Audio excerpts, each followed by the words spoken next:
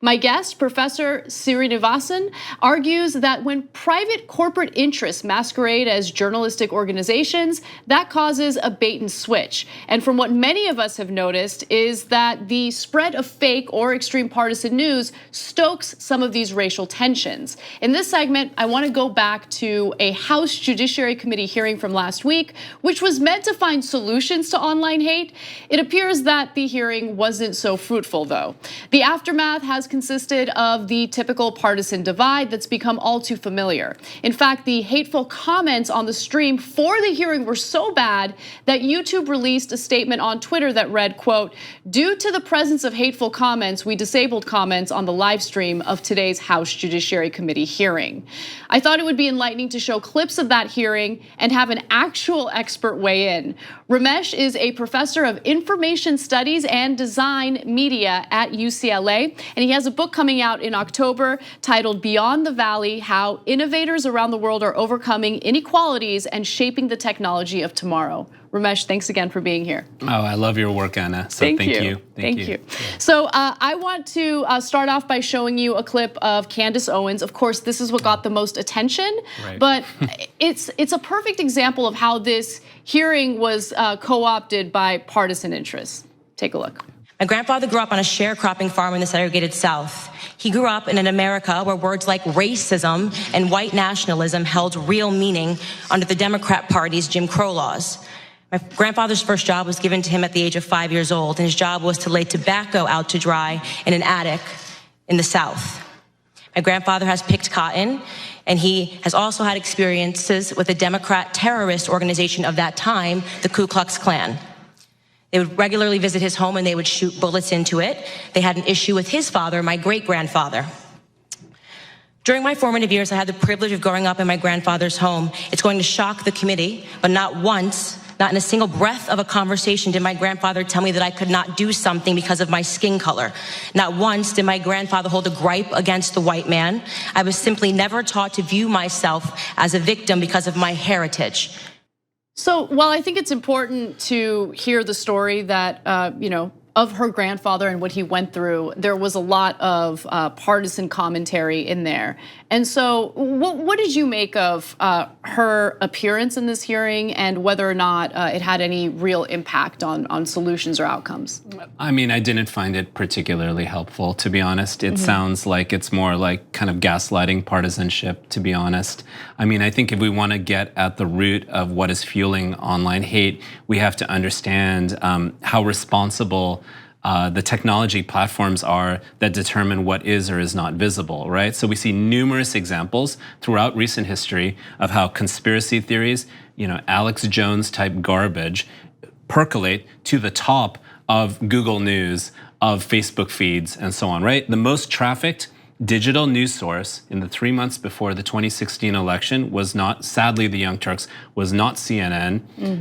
It was Breitbart News, right? That's amazing. So why is that? That's the question. Why is that? And it's because these technologies are designed to grab our attention. So gaslighting, sensationalist content is what swoops up to the top. And the great thing about the internet is anyone can post almost anything, but what's really problematic about the internet is these corporate self-serving private technology platforms which masquerade as journalism are putting to the top content that is incredibly irresponsible and not factual. Absolutely, and I see it happening all the time where there's this pressure as an organization that creates online content. There's this pressure to sensationalize, and I mean, I feel like it started off with, oh, let's do the bait titles, clickbait titles, and then it translates into other really disgusting behavior, right? So focus on the takedown videos where you're going after someone on the other side.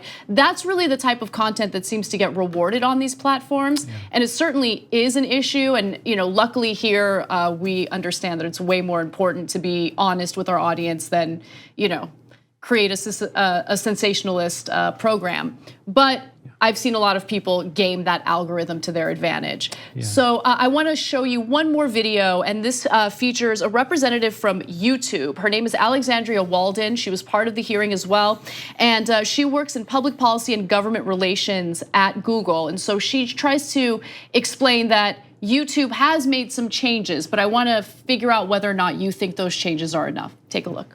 Most recently, we have made updates to our recommendation algorithm so that content that's on the borderline is not pushed out through our recommendation system. So content that violates our guidelines, our hate speech guidelines, which prohibit anything that promotes and incites violence against individuals or groups, or promotes hatred against individuals or groups based on their characteristics, including race, gender, ethnicity, religion. All of that content is a violative of our community guidelines. But content that's on the border is content that we no longer include in our recommendation algorithm, and it can also be demonetized, and comments are disabled, et cetera. So Ramesh, is this enough? Not even close. What's very common with the tech companies is to say, hey, just trust us. We will take on, the steps that are needed. I mean, Zuckerberg, when he was up in front of the Senate and the House, said, we'll just create better AI, just trust us. But actually what's happening, and there are very nice people who work for Google. She seems lovely. But the thing is, they are not getting to the real crux of the issue, which is they need to take responsibility for telling us why we see what we see and what they know about us, and how what they know about us influences what we see. Because otherwise, we know the impact of this is dopamine in our brains going crazy, which really can create a lot of antagonistic and insightful behavior.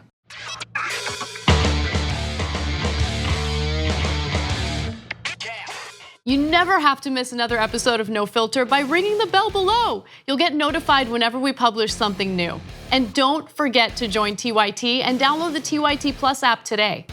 Download our TYT Plus app on your iPhone or head over to tyt.com/join.